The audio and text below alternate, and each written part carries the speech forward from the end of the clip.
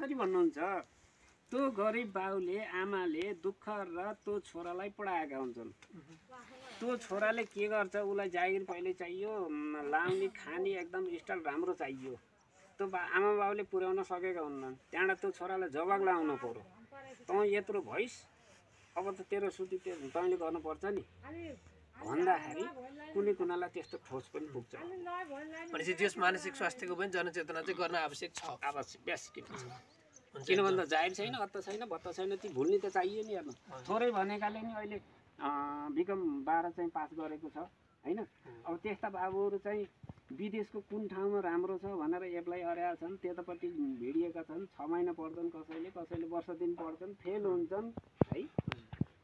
त्यो हुँदाखेरि समस्या त्यो। अनि एकदमै अब विशेष तपाईँले चाहिँ जुन एउटा अहिलेको परिवेशमा चाहिँ विशेष गरी यो ठाउँमा चाहिँ उत्पादनको क्षेत्र र मानसिक स्वास्थ्यको कुराकानी हामीले गऱ्यौँ होइन। ठिक छ, उत्पादन क्षेत्रको विषयमा अब जसरी एउटा दिदीसँग आज भेट्ने कुरा थियो, उहाँसँग एउटा भेटेर पक्कै पनि तपाईँले पनि भनिराख्नु भएकै छ होला यो कुरा। अब कसरी उत्पादनमा बोलेर मात्र नि भएन होइन। अब उसैको कति जग्गा अब बाँधो छोडेको छ होइन। खाजाको दिन्छु, खर्चको दिन्छु, गोरु दिन्छु। अब ट्र्याक्टर अहिले ट्र्याक्टर चालु छन् होइन, त्यो ट्र्याक्टरलाई तेल पनि मैले हालिदिन्छु भनेर त्यसले बल्ल बल्ल खेती गर्छ। त्यहाँबाट खेती अब कलच गर्ने बेला च्याप्पै खेती भनेर केही भइदिन्न। नभएपछि त त्यो गर्ने मान्छेलाई त आफ्नो दुःख त त्यत्तिकै हो क्या। जुन मालिक त्यसैले अब सबै खर्च पुऱ्याइदिए नि, त्यसको दुःख त त्यो पनि अब जस्तो यो स्थानीय तह नआएको नि लगभग 2 वर्ष भइसक्यो होइन, 2.5 वर्ष हुनलाई। अहिले के प्रयत्न के गर्नु भएको छ त्यो जङ्गल फडानी गर्ने अथवा केही हदसम्म जङ्गल काट्ने? हामीले अभियान चलाएको, योभन्दा 2 वर्ष अभियान चलाइयो। घरमाथिका यस्ता यहाँ यहीँ झ्याममा झुममा थिए, ती पनि अलिअलि पनि गरियो होइन। अब सपुन त के छ भन्दाखेरि मैले नगरे नि गरेर खाला भनेर त्यो यो फोटो चाहिँ यो प्लट मेरो छ, हेरी त्यो भाइ बसेको उपल्लो प्लट अर्काको छ, यहाँ एउटै प्लट सबैको छैन हामी बाजे नातिका उसका होइन।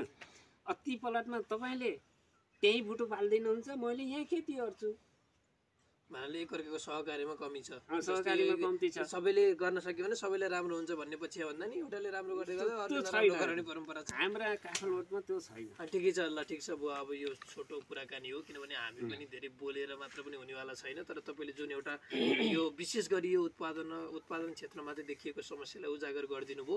सबभन्दा ठुलो कुरा भनेको त्यही हो, ती भनेको समस्या भए तर अन्तगत जीवनमा सन्तुष्टि धैर्यता भनेको ठुलो कुरा हो। 61 वर्षसम्म यहाँ बस्यो भन्नुभयो होइन।